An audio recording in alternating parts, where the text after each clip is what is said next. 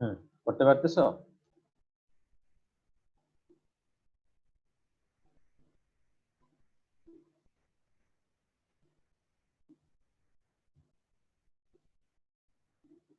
তোমাকে রেকর্ড করতে অ্যালাউ করে দিয়েছি। জি স্যার, শুরু করেছি record.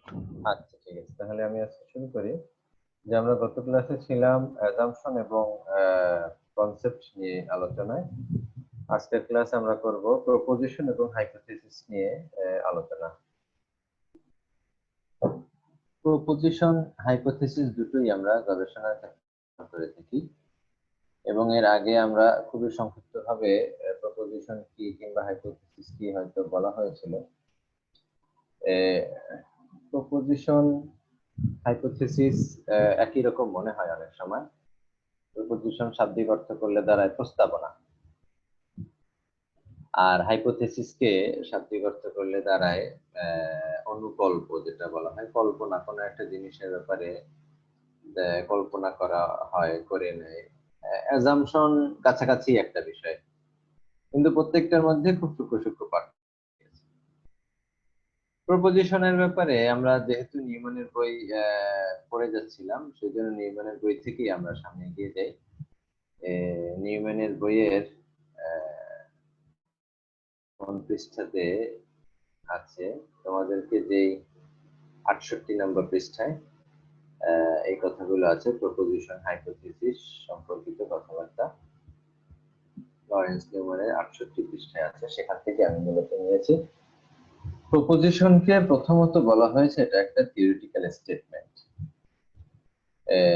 Two or more factors, দুই বা ততোধিক ফ্যাক্টরের মাঝে একটা theoretical statement or concepts are related and the type of relationship it is। এখানে বলা হয়েছে দুই বা ততোধিক ফ্যাক্টর অথবা কনসেপ্ট সম্পর্কিত থাকে, এই ব্যাপারে একটা প্রপোজিশন। মানে প্রপোজিশন হলো এমন একটা স্টেটমেন্ট যে স্টেটমেন্টের মাধ্যমে বলা থাকে যে দুই বা ততোধিক ফ্যাক্টর একটা আরেকটার সাথে সম্পর্ক, এবং এই সম্পর্কের টাইপটাই হলো প্রপোজিশন, একটা একটার সাথে সম্পর্কিত, সম্পৃক্ত। ভালো করে বুঝালে বোঝা যাবে যে কিভাবে আমি দুই বা ততোধিক ফ্যাক্টর সম্পৃক্ত বলে একটা প্রপোজিশন তৈরি করে নিব। কোন একটা ফ্যাক্ট কিংবা কোন একটা অকারেন্স, সেটার ব্যাপারে কিন্তু আমরা সময় বুঝে থাকি যে ফ্যাক্টর পেছনে কোন ফ্যাক্টর কাজ করেছে, কোন ফ্যাক্টরের সাথে কোন ফ্যাক্টরের সম্পর্কর কারণে আমরা এই ফ্যাক্টটা জেনে থাকি বা বুঝে থাকি। সায়েন্টিফিক্যালিও রিসার্চাররা এটা দেখার চেষ্টা করে, সোশ্যাল সায়েন্সের রিসার্চাররাও এটা দেখার চেষ্টা করে। সায়েন্সের রিসার্চাররা খুব স্বাভাবিকভাবেই বলে দেয় যে এইটা এইভাবে এর সাথে মিলিত হয়েছে, যেই কারণে এই ঘটনাটা ঘটেছে।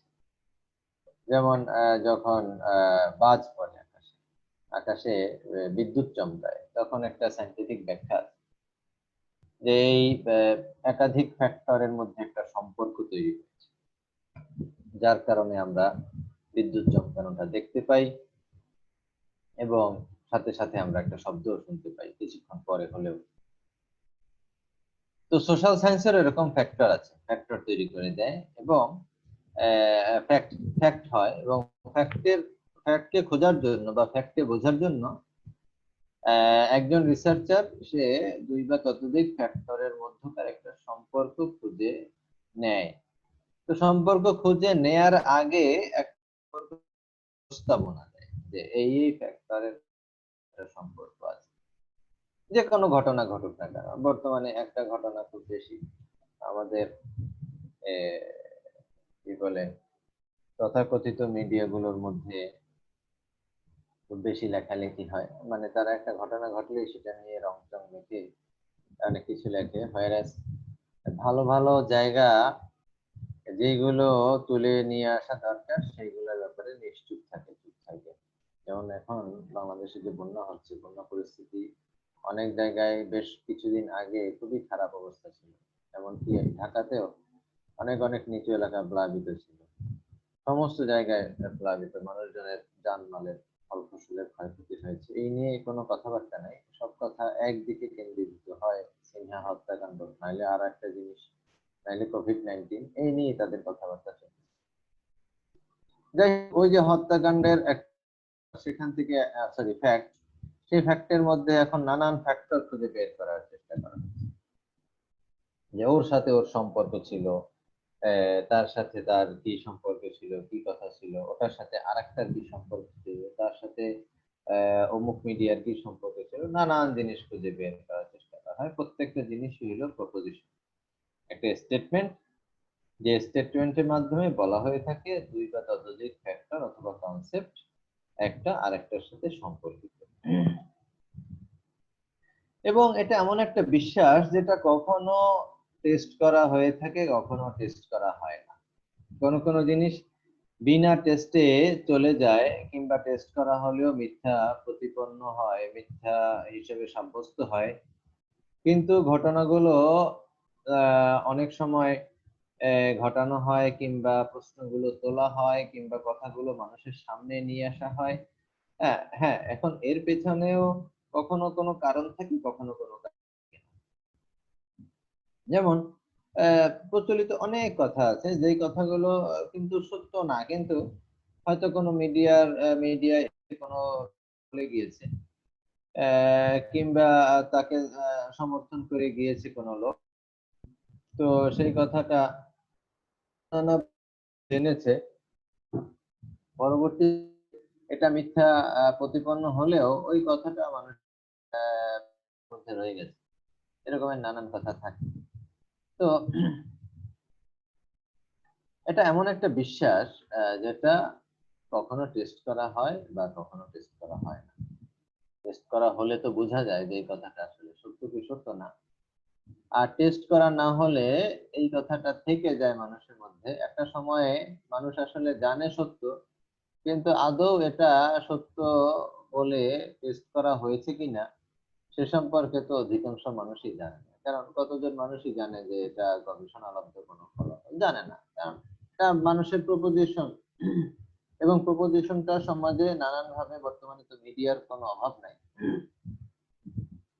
আমরা যাকে সোশ্যাল মিডিয়া বলি, তথাকথিত সোশ্যাল মিডিয়া, তো যে কোনো একজন মানুষ যে কোনো ভাবে যে কোনো কথা ছড়িয়ে দিতে, এই কথা শেয়ার হতে হতে সমস্ত মানুষের মাঝে,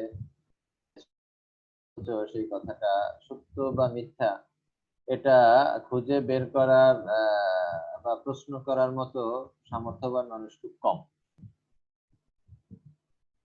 তো এটাই হয়, ওই প্রপোজিশন গুলো সাধারণত সত্য বা মিথ্যা কখনো টেস্ট করা হলে পরে বোঝা যায় যে সত্য, টেস্ট করা না হলে বোঝা যায় না যে সেটা। রিসার্চ করার যে উদ্দেশ্য, সেটা হলো একটা জিনিস ফাইন্ড আউট করা, খুঁজে বের করা থিওরির প্রপোজিশন গুলো এম্পিরিক্যাল এভিডেন্স বা ডেটাকে কনফার্ম করে কিনা।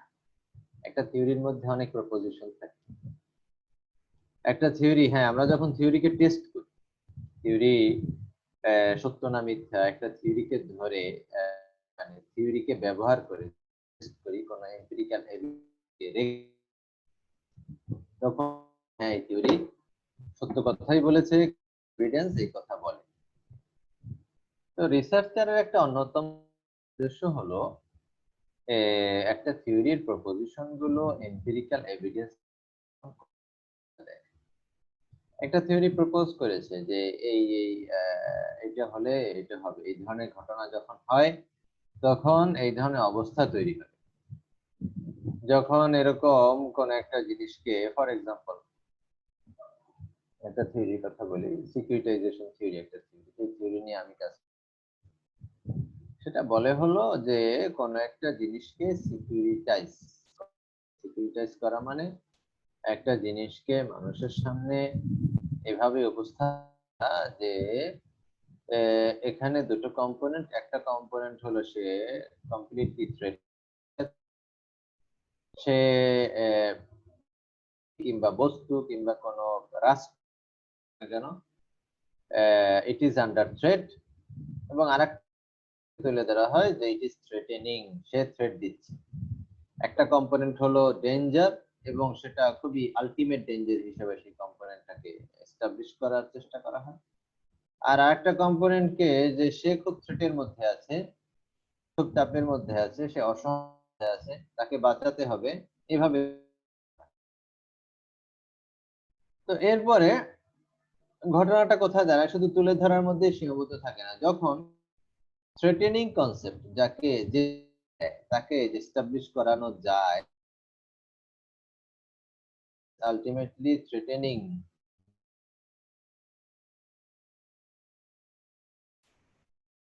সবাইকে থ্রেট দিচ্ছে, বা এই কনসেপ্টটা হলো এই গ্রুপ কিংবা এই রাষ্ট্র, এ হলো চরম পর্যায়ের একটা ডেঞ্জার, কিংবা এই রোগ, বর্তমানে যে রোগের কথা বলি, এই রোগটা চরম পর্যায়ের একটা ভয়ানক জিনিস, এভাবে তুলে ধরা হয়। এবং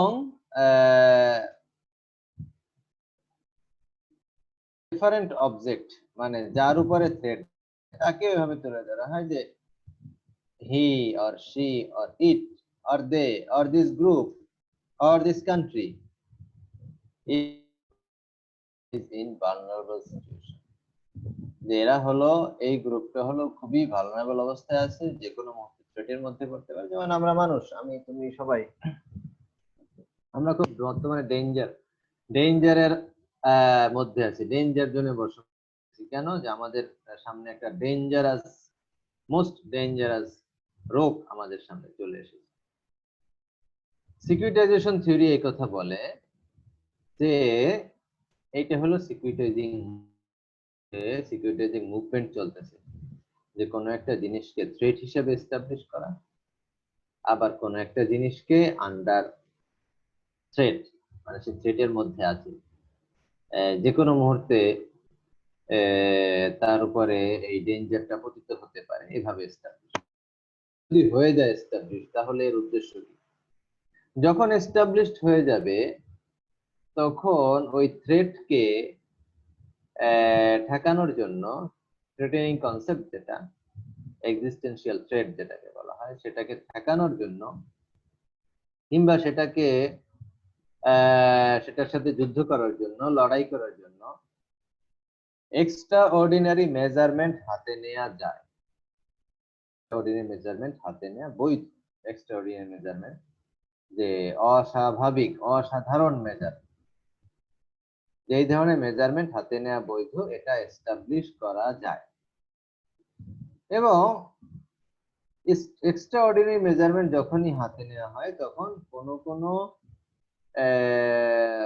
অবস্থাকে, কোন রাইটসকে ভন্ডুল করা বৈধ, কোন অধিকারকে খর্ব এটা প্রকাশ পায়। হিউম্যান রাইটস এর নানান দিক গুলো, যেগুলো এস্টাবলিশড হিউম্যান রাইটস এর বিষয়, সেগুলোকেও খর্ব করা যায়, মানবাধিকার লঙ্ঘন।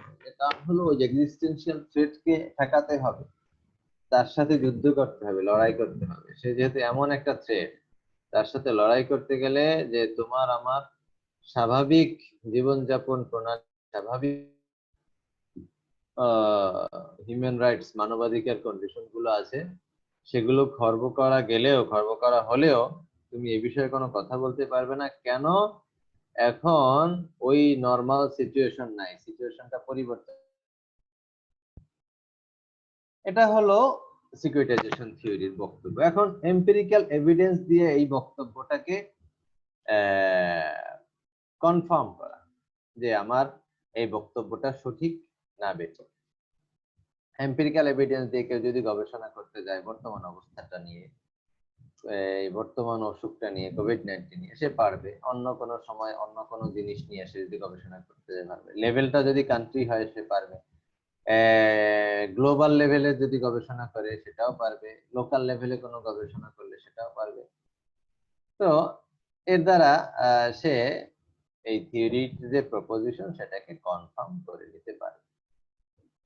এখন কিছু থিওরিটিক্যাল প্রপোজিশন এমন আছে শুধুমাত্র অ্যাজাম্পশনের মধ্যে সীমাবদ্ধ থাকে, ধারণা, অনুমানের মধ্যে সীমাবদ্ধ থাকে, সেটাকে আসলে এম্পিরিক্যাল ডেটা দিয়ে টেস্ট করার মতো সুযোগ হয়ে ওঠে না।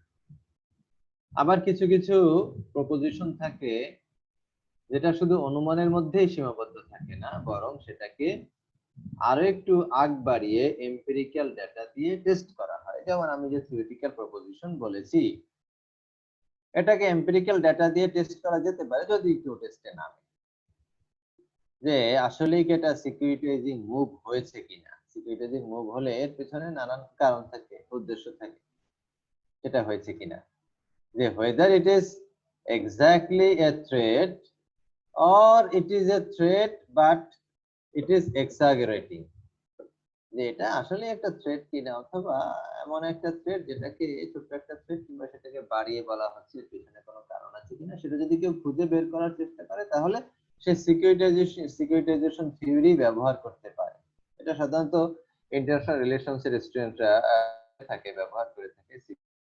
সিকিউরিটি কনটেক্সটে এই থিওরিটিকে ব্যাখ্যা করা হয়। তো আমরা জানলাম যে প্রপোজিশন দুই ধরনের হতে পারে, একটা প্রপোজিশন যেটাকে এম্পিরিক্যালি টেস্ট করা যেতে পারে, আর আরেক ধরনের প্রপোজিশন হলো যেটাকে আমরা আসলে এম্পিরিক্যালি টেস্ট করি না।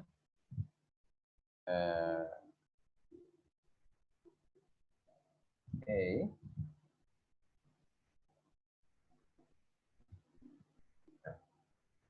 এখন আমরা আসি হাইপোথিসিস। আমরা বলেছি যেটা এম্পিরিক্যালি টেস্টেবল, যে প্রপোজিশনটা এম্পিরিক্যালি টেস্টেবল সেটাকে আমরা মূলত হাইপোথিসিস বলে থাকি। এখানে নিউম্যানও বলেছেন a hypothesis is an empirically testable version of a proposition. একটা প্রপোজিশনের এম্পিরিক্যালি টেস্টেবল ভার্সনটাই হলো হাইপোথিসিস। এরপরে আরো বলেছেন it is a tentative statement about a relationship. আমার একটা ফোন আসছে, আমি অল্প সময়। হ্যাঁ আনা সাহেব, অনেক সময়। হ্যাঁ আমি ওই যে ইসে থেকে নার্সারির সামনে থেকে বের হবো, নার্সারির মধ্যে থেকে, তারপর ওখান থেকে উঠবো। ওই যে আমার 10:30টার পরে ক্লাস শেষ হবে, ক্লাস শেষ হলে পরে আমি বের হবো। 11টায় যাবো না আমরা? হ্যাঁ হ্যাঁ, আপনি কি হলে আসছেন? হ্যাঁ এখানেই আসেন, হলে আসেন, 11টার একটু আগে ভাগে আসেন, আমি ক্লাস শেষ হলে বের হবো। আচ্ছা। হ্যাঁ হ্যাঁ, 2 নম্বর গেট।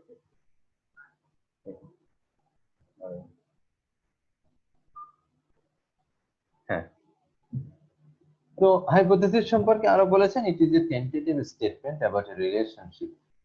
এই যে রিলেশনশিপের কথা আমরা প্রপোজিশনে বলেছি, প্রপোজিশনে যে রিলেশনশিপের কথা আমরা বলি, তো হাইপোথিসিসে বলা হয়েছে এটা হলো এই রিলেশনশিপ সম্পর্কে একটা tentative statement, because when we study we are uncertain, একটা স্টাডি শুরু করি আমরা অনিশ্চিত থাকি as to whether the hypothesis actually holds in the empirical world, empirical ওয়ার্ল্ডে এই হাইপোথিসিসটা আছে কি।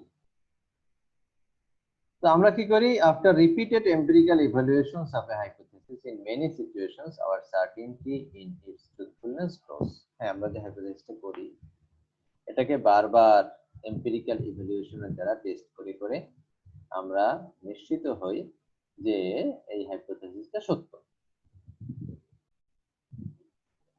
তো আমরা এই এম্পিরিক্যাল ইভালুয়েশন করার দ্বারা কি কি জিনিস শিখি? একটা জিনিস শিখি, whether a theoretical proposition is supported, আমরা যে theoretical proposition করেছি এটা সাপোর্টেড কিনা, সাপোর্ট করা হয়েছে কিনা ওই এম্পিরিক্যাল ইভালুয়েশনের মাধ্যমে, or we may decide to revise it, অথবা এমন কোন সিদ্ধান্তে আমরা পৌঁছতে পারি যা আমরা এই প্রপোজিশনটাকে রিভাইজ করব, or remove it from the theory entirely, অথবা থিওরি থেকে এটাকে পুরোপুরি বাদ দেব। অনেক থিওরিতে অনেক ধরনের হাইপোথিসিস আছে, একসময় বলা হয় কিন্তু পরবর্তীতে আবার বাদও দেওয়া হয়, কারণ এম্পিরিক্যাল ইভালুয়েশন যখন করা হয় তখন সে কোনো মিল খুঁজে পায় না।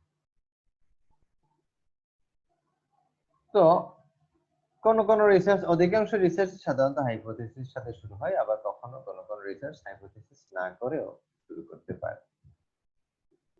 এই পর্যন্ত আমাদের হাইপোথিসিস এবং প্রপোজিশন সম্পর্কে আলোচনা। তোমাদের মধ্যে কোনো প্রশ্ন আছে?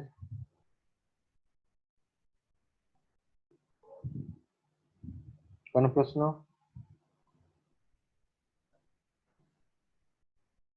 আমার কথা শুনতে পাচ্ছ? কোনো প্রশ্ন আছে? শুনতে পাচ্ছি। আচ্ছা, প্রশ্ন আছে কোনো হাইপোথিসিস এবং প্রপোজিশন সম্পর্কে? না স্যার। আচ্ছা, এখন আমরা আসি ইউনিট অফ অ্যানালাইসিসে। আমরা যে অ্যানালাইসিস গুলো করব সেটা কোন ইউনিটে করে থাকি সাধারণত? ইউনিট বলতে কোন এককের অ্যানালাইসিসটা করি। কখনো আমরা কোনো ব্যক্তি নিয়ে গবেষণা করি, কখনো কোনো পরিবার নিয়ে গবেষণা করি, কোনো গ্রুপ নিয়ে, কোনো এথনিক গ্রুপ নিয়ে গবেষণা করি, কোনো রাষ্ট্র নিয়ে গবেষণা করি, কোনো পার্টি নিয়ে গবেষণা করি, অথবা কোনো অর্গানাইজেশন নিয়ে গবেষণা করি, কোনো একটা আন্দোলন নিয়ে গবেষণা করি। যেটাই হোক না কেন, প্রত্যেকটা বিষয় হলো ইউনিট। তো এটাই হলো আমার ইউনিট। আমার ইউনিট, যে বিষয়টি নিয়ে গবেষণা করি সেই বিষয়টি হলো আমার unit, unit of analysis.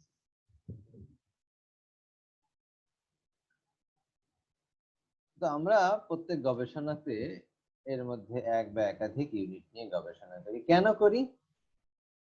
R unit গুলো কেন আইডেন্টিফাই করা প্রয়োজন, কেন ডিস্টিংক্ট হওয়া প্রয়োজন? এই কারণে যে আমরা যখন কনসেপ্ট গুলো ওই ইউনিটের মধ্যে ব্যবহার করব, তখন কনসেপ্টের অবস্থা পরিবর্তন হয়ে যাবে। আমরা কনসেপ্ট পড়ার সময় কি দেখেছি? কনসেপ্ট এক এক সময় এক এক অর্থ দাঁড়ায় আমাদের সামনে। কারণ হলো ওই ইউনিটকে, কোন ইউনিটের মধ্যে আমি কনসেপ্টটা ব্যবহার করতেছি সেটার জন্য। যেমন এখানে লরেন্স নিউম্যান একটা উদাহরণ দিয়েছেন, বলেছে অ্যাগ্রেশন। অ্যাগ্রেশন শব্দটা আগ্রাসন। আমরা বাংলায় কিন্তু ওই একই শব্দ, কাছাকাছি শব্দ ব্যবহার করি। তো অ্যাগ্রেশন শব্দটাকে উনি বিভিন্ন ইউনিটে ব্যবহার করে দেখিয়েছেন এক এক ইউনিটে এক এক রকম অর্থ দাঁড়ায়। যেমন উনি 4টা ইউনিটে ব্যবহার করেছেন: ইন্ডিভিজুয়াল, গ্রুপ, অর্গানাইজেশন অথবা কান্ট্রি। তো উদাহরণ দিয়েছেন, একটা উদাহরণ দিয়েছেন ইন্ডিভিজুয়ালের ক্ষেত্রে, Jamie is an aggressive child. Jamie একটা খুব আগ্রাসী বাচ্চা, শিশু। এরপরে গ্রুপের উদাহরণ দিয়েছে, the basketball team was very aggressive last night. গত রাতে বাস্কেটবল টিমটা খুবই অ্যাগ্রেসিভ ছিল, খুবই আগ্রাসী ছিল। অর্গানাইজেশনের উদাহরণ দিয়েছেন, the XYZ corporation has aggressively moved in. XYZ corporation খুব আগ্রাসী ভাবে একটি নতুন বাজারে প্রবেশ করেছে। এবং কোন একটা কান্ট্রির ব্যাপারে উনি বলেছেন, nations condemned country X for acts of aggression.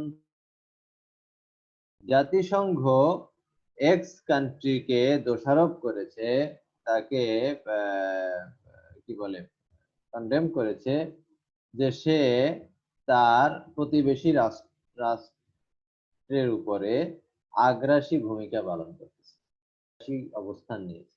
তো এখন 4টা ক্ষেত্রে ব্যবহার করা যায়: ইন্ডিভিজুয়ালের ক্ষেত্রে, গ্রুপের ক্ষেত্রে, অর্গানাইজেশনের ক্ষেত্রে এবং কান্ট্রির ক্ষেত্রে। এখন আমরা আসি যে আসলে কোন জায়গায় অ্যাগ্রেশনের অর্থটা কি।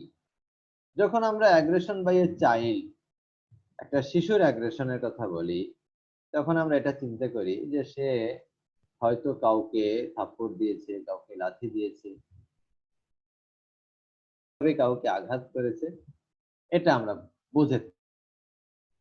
যখন আমি কোনো একটা স্পোর্টস অ্যাগ্রেশনের কথা বলি, তো তখন আমরা এটা চিন্তা করে নিতে পারি যে তার আগ্রাসী ভূমিকাটা হলো সে খুবই দক্ষতার সাথে খেলেছে এবং যে বিশেষ করে তার ডিফেন্সটাকে খুব মজবুত ভাবে ধরে রেখেছে সে খুব শক্তিশালী অবস্থান থেকে খেলেছে, অপরপক্ষে কোন রকমের দাঁড়াতেই দেয় নাই, এবং তার খেলাটা খুবই তুলনামূলকভাবে অনেক পরিপূর্ণ খেলা হয়েছে।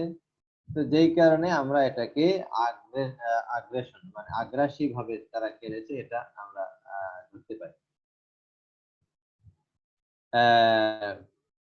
তো আরেকটা হলো যে কর্পোরেশনের ব্যাপারে। কর্পোরেশনের ব্যাপারে বলছে যে হ্যাঁ, একটা কোম্পানি সে তার দামকে কমিয়ে দিয়েছে, কিংবা একটা বড় ধরনের অ্যাডভার্টাইজিং ক্যাম্পেইন শুরু করেছে, এবং এমন কিছু কাজ করেছে যাতে তার কম্পিটিং প্রোডাক্ট গুলো বাজারে পাত্তাই না পায়, তার সাথে অন্যান্য যে প্রোডাক্ট গুলো কম্পিট করতেছে তারা বাজারে পাত্তাই না পায়।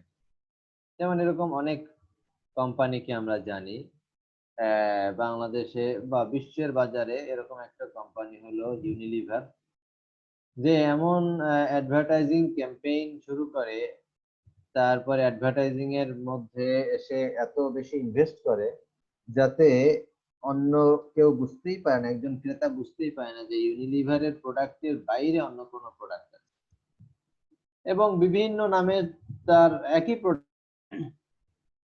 বিভিন্ন মার্কা থাকে। তো মানুষ যারা মার্কার প্রতি দুর্বল, কেউ এক মার্কা কেনে, কেউ অন্য মার্কা কেনে, সব মার্কা কেনে, কিন্তু আলটিমেটলি দেখে সে কিন্তু কর্পোরেশন হিসেবে কিংবা বড় কোম্পানি হিসেবে মালিক কিনেছে। কেন ভিন্ন মার্কা দিয়েছে? যেন মানুষ অপশন খুঁজতে গেলেও শেষমেশ ইউনিলিভারই খোঁজে, কারণ ইউনিলিভার নিতে বাধ্য হয়। একটা কোম্পানির অ্যাগ্রেশনটা হলো এরকম।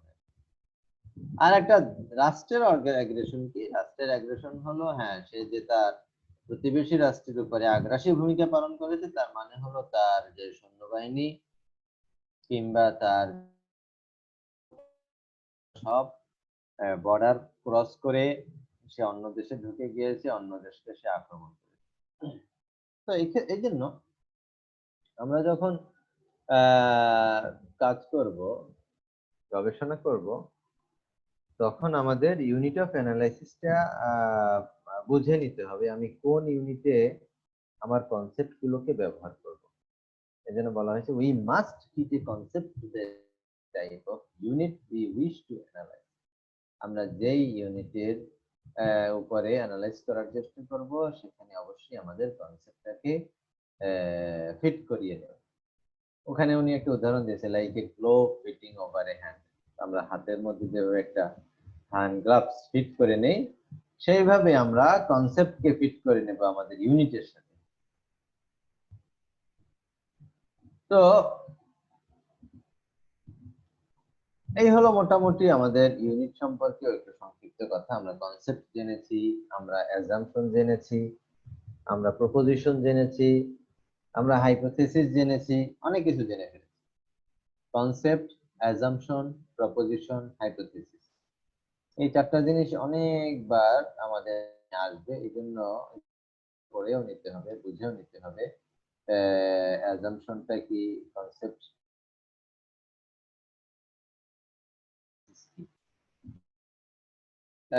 বিভিন্ন আসপেক্ট দেখে থাকি, এক একটা থিওরির এক এক ধরনের আসপেক্ট। সেটা তৈরি করার আসপেক্ট হতে পারে, ওই থিওরি নিয়ে আমরা যখন গবেষণা নামবো সেই ডিরেকশন অফ থিওরি এর ভিত্তিতে আমরা দেখি যে থিওরি হয়তো বা ডিডাকটিভ হবে কিংবা ঠিক হবে, ডিরেকশনটা ডিডাকটিভ ডিরেকশন হবে কিংবা ইন্ডাকটিভ হবে। লেভেল অফ অ্যানালাইসিস, লেভেলে হতে পারে, ম্যাক্রো হতে পারে, মেসো হতে পারে, সরি মধ্যম পর্যায়ে, সংক্ষিপ্ত পর্যায়ের লেভেল হতে পারে, ম্যাক্রো লেভেল খুব বৃহৎ আকারের লেভেল হতে পারে, কিংবা মেসো মধ্যম পর্যায়ের কোন লেভেল হতে পারে। থিওরিটিক্যাল ফোকাসের দিকে আমরা সাবস্টেন্টিভ ফোকাস করি না ফর্মাল কোনো থিওরিকে ফোকাস করি, সেই দিক থেকেও দেখানো যেতে পারে। এক্সপ্লানেশনের প্রকারের দিক থেকে আমরা কজাল এক্সপ্লানেশন করি না স্ট্রাকচারাল করি না ইন্টারপ্রেটেটিভ করি, সেটাও দেখা যেতে পারে। ইন্টারপ্রেটেটিভ, কজাল, স্ট্রাকচারাল, সেগুলো কিন্তু ওই কজাল এক্সপ্লানেশন সাধারণত পজিটিভিস্টদের ধারণা। পজিটিভিস্টরা কজাল এক্সপ্লানেশন করে, স্ট্রাকচারাল এক্সপ্লানেশন সাধারণত নিউরিয়ালিস্টদের ধারণা, কিংবা স্ট্রাকচারাল রিয়ালিস্ট যারা, স্ট্রাকচারালিস্ট যারা, তাদের ধারণা, তারা স্ট্রাকচারাল এক্সপ্লানেশন করে। এবং সেটাকে আবার ইন্টারপ্রিটেটিভ এক্সপ্লানেশন হতে পারে, যেমন সোশ্যাল সায়েন্টিস্টদের একটা অংশ ইন্টারপ্রিটেটিভ এক্সপ্লানেশনে বিশ্বাসী, ম্যাক্স ওয়েবারের মতো অন্যান্য আরো কিছু সোশ্যাল সায়েন্টিস্টরা। তো সেই ধরনের এক্সপ্লানেশনও আমার হতে পারে। রেঞ্জ অফ থিওরির রেঞ্জের দিক থেকে either an empirical generalisation, A middle range or a framework. আমরা একটা এম্পিরিক্যাল জেনারেলাইজেশন করব, না মিডল রেঞ্জ তৈরি করব, অথবা ফ্রেমওয়ার্ক তৈরি করব। আমরা ডিরেকশনের দিক থেকে দেখার চেষ্টা করি। প্রথমত, একটা আইডিয়াল সেন্স থেকে আমরা দুটো ডিরেকশন পাই থিওরি টেস্টিং এর ক্ষেত্রে, অথবা থিওরি টেস্টিং এর ক্ষেত্রে, অথবা থিওরি বিল্ডিং এর ক্ষেত্রে। দুই ধরনের ডিরেকশন, দুই ধরনের নির্দেশনা আমরা পেয়ে থাকি। একটা হলো শুরু হয় অ্যাবস্ট্রাক্ট থিংকিং থেকে। অ্যাবস্ট্রাক্ট থিংকিং থেকে শুরু হয়, যেটা then logically connect the ideas in theory to concrete evidence. এরপরে আমি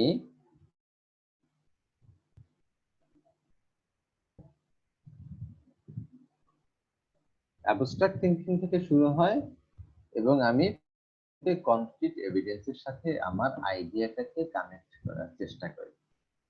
আর আরেকটা হলো begin with specific observations of empirical evidence. Empirical এভিডেন্সের একদম স্পেসিফিক অবজারভেশন দিয়ে শুরু হয় এবং পরবর্তীতে এটাকে আমি জেনারেলাইজ করি, সাধারণ কোনো ধারণা নেই এই এভিডেন্স থেকে, এবং পরবর্তীতে আরো বড় কোনো অ্যাবস্ট্রাক্ট আইডিয়া আমি তৈরি করি। অধিকাংশ রিসার্চাররা দুটো জিনিসের প্রতি ফ্লেক্সিবল, দুই ধরনের গবেষণায় তারা থাকে। তো প্রথমটাকে কি বলেছিলাম, যে যেটা শুরু হয় অ্যাবস্ট্রাক্ট থিংকিং থেকে। অ্যাবস্ট্রাক্ট থিংকিং থেকে শুরু হয় এবং আমার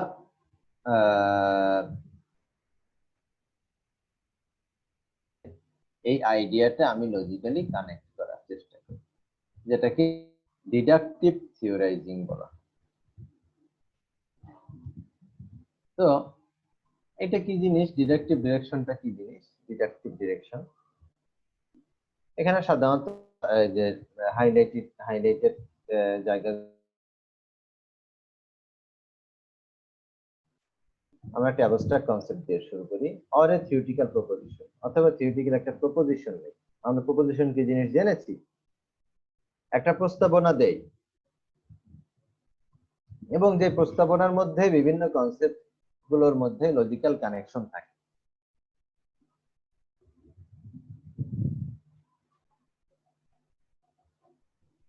এরপরে আমরা কি করি?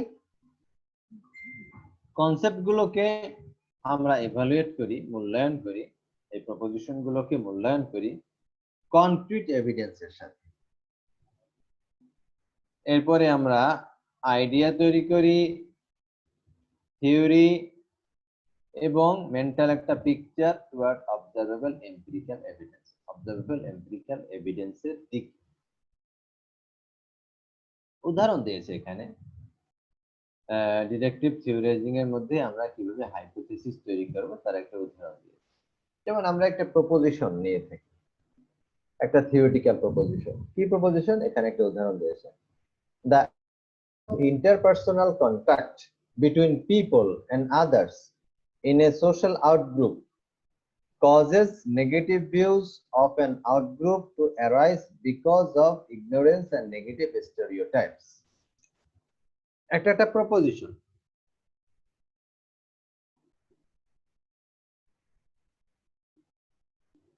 প্রপোজিশনে কি বলা হয়েছে? যে যদি ইন্টারপার্সোনাল কন্টাক্ট অনুপস্থিত থাকে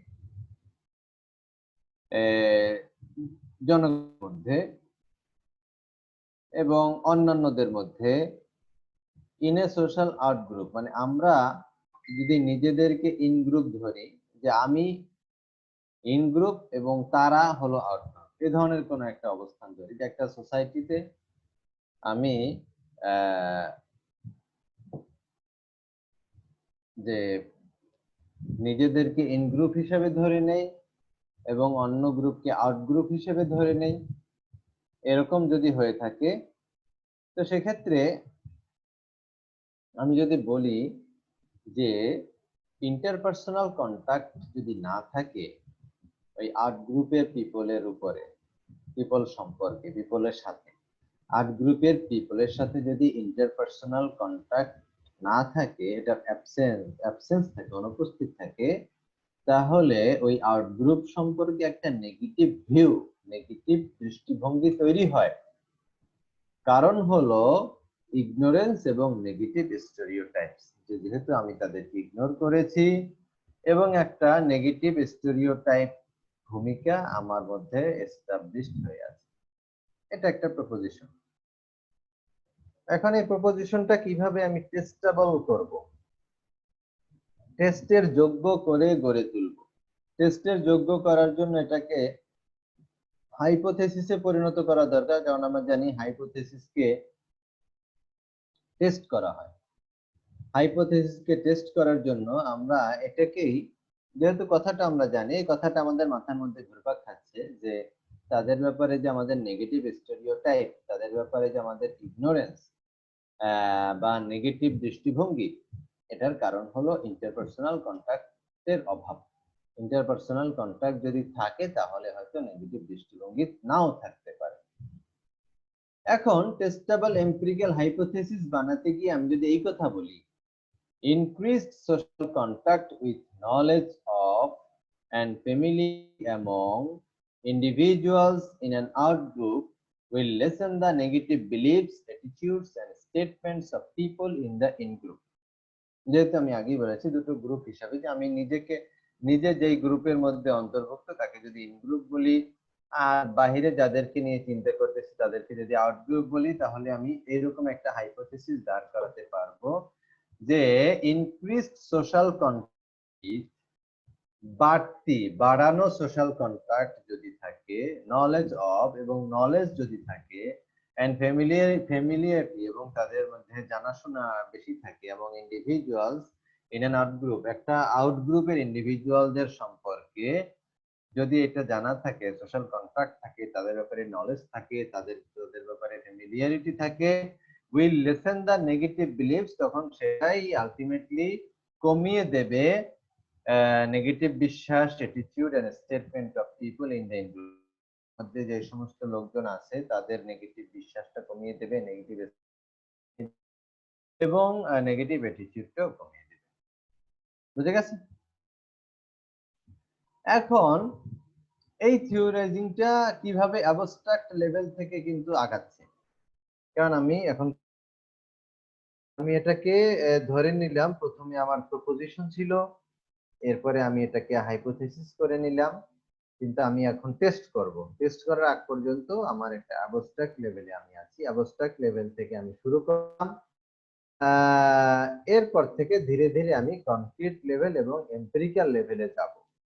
এখানে স্পেসিফিক আউট গ্রুপকে আমি ইনক্লুড করব, ফর্মস অফ সোশ্যাল কন্ট্যাক্ট গুলো আমি দেখব, আমার বিলিফস অ্যাটিটিউড গুলোকে নিয়ে আমি স্টাডি করব, এগুলো সবই আমার কনসেপ্ট।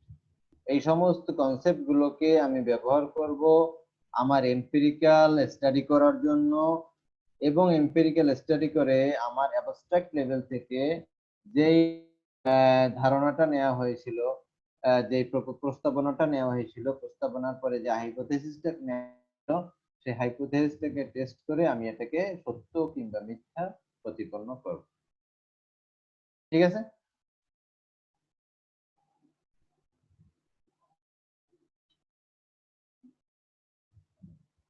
ডিডাকটিভ ডিরেকশনকে নিয়ে আরো কিছু কথাবার্তা আছে, তবে সাধারণত এইটুকু তো বুঝে আসছে সবার, নাকি কি বলো? এটুকু বুঝে আসছে না? হ্যাঁ স্যার। তাহলে আমাদের আজকে তাহলে কি কি পড়লাম একটু শুরু থেকে বলি। আমরা দেখলাম প্রপোজিশন, দেখলাম হাইপোথেসিস এবং থিওরির অ্যাসপেক্ট গুলোর মধ্যে ডিজাইনটাকে এরপর আমরা ইন্ডাকটিভ রিজনিং সামনে এগিয়ে যাব। তবে গতকালকের ক্লাস যারা করেনি তাদের জন্য একটা অনুরোধ থাকবে সাথে মিলিয়ে কিন্তু এই ক্লাসটা দেখতে, কারণ গতকালকের কনসেপ্ট এবং অ্যাজাম্পশন সম্পর্কে ধারণা না থাকে সামনে আগানো যাবে না। এই জায়গাগুলো খুব ভালো করে পড়ে মাথার মধ্যে ঢুকিয়ে নিতে হবে এবং কোনো প্রশ্ন থাকলে সেটা উত্থাপন করতে হবে। আমি আর আজকে সামনে আগে বাড়াবো না, আজকে এই পর্যন্ত থাক। তোমরা ওই সংশ্লিষ্ট সব বলে দেওয়া আছে, আমি শুধু বই থেকে এখানে নিয়েছি। তোমাদেরকে এই ফাইলটি আমি দিব, আরো সামনে একটু লম্বা আছে, সেটা শেষ করে আমি তোমাদেরকে দিব। তো ওই নির্দিষ্ট জায়গাগুলো একটু ভালো করে সবার জন্য এটা আমার কি বলে, তোমাদেরকে তো অনুরোধ থাকবে, ঠিক আছে?